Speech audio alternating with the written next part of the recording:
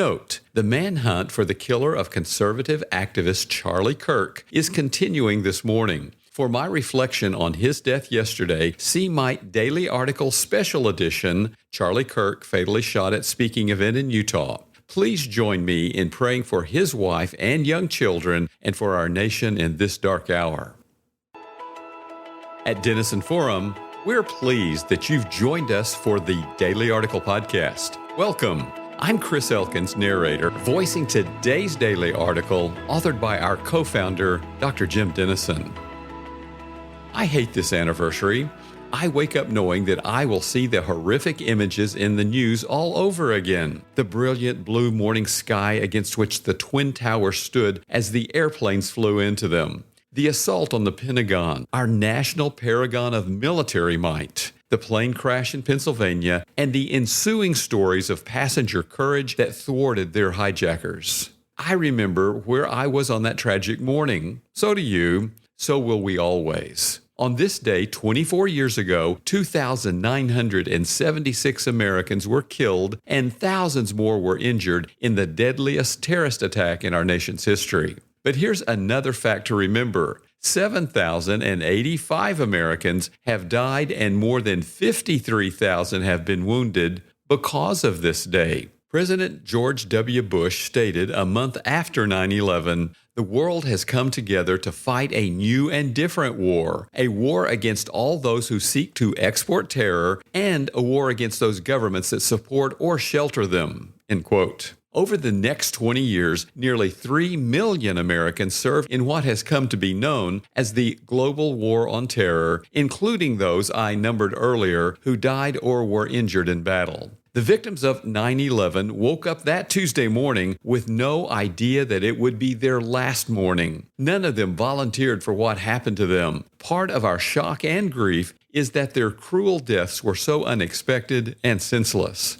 By contrast, those who have died in the war on terror that ensued did volunteer for what happened to them. They chose to serve their fellow Americans in the full knowledge that their choice could cost them, in Abraham Lincoln's immortal words, the last full measure of devotion. The families they left are paying the price of their courage still today. As a husband and the father of 2 sons, I cannot begin to imagine the suffering of those who lost wives and husbands, fathers and mothers, sons and daughters. Every day that goes by is another day with an emptiness that will go unfilled. Every birthday of the loved one they lost, every holiday, every significant marker passes with a seat at the table still vacant. They, no less than the brave soldiers they mourn, are our nation's heroes today. It falls to us to respond in 2 ways.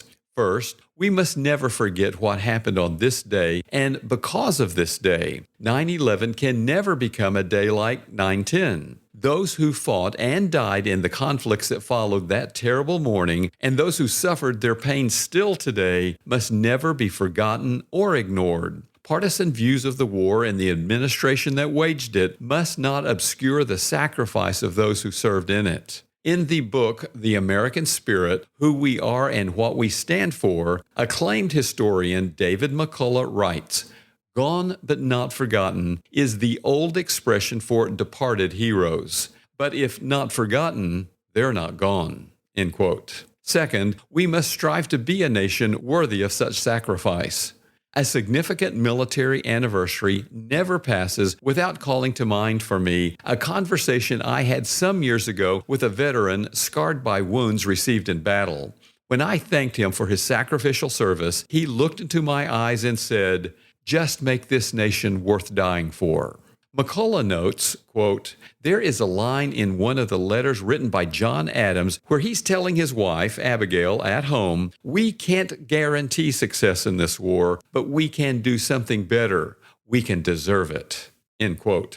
What can we do to deserve the sacrifice of so many who served our nation, protected our freedoms, and died that we might live? In one sense, there is nothing we can do to deserve such gifts. Those who died in the War on Terror and in all the wars that preceded it obviously did not do so because of anything you and I can do today. Their deaths preceded our reflections this morning by years and even centuries. Their choice to serve was an act of grace, and grace can never be deserved, only received. But in another sense, there is much we can do to be a nation worthy of such sacrifice. In biblical terms, referencing Psalm 33, verse 12, we can seek to be a people God is able to bless. To this end, 2 Chronicles 7:14 reveals that we can humble ourselves, pray, seek God's face, and turn from our wicked ways, knowing that He will hear us, forgive us, and heal our land.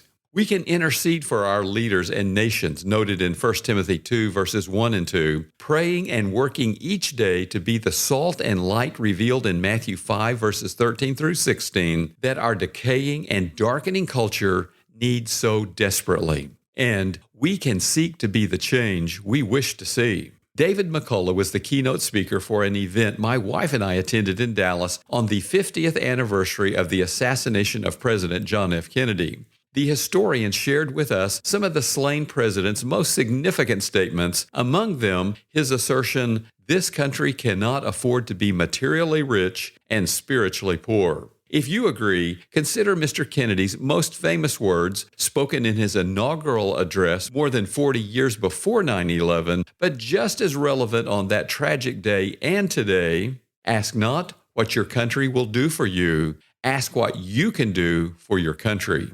What can you do for your country today? When the headlines stir anxiety, you can help steady hearts with God's Word.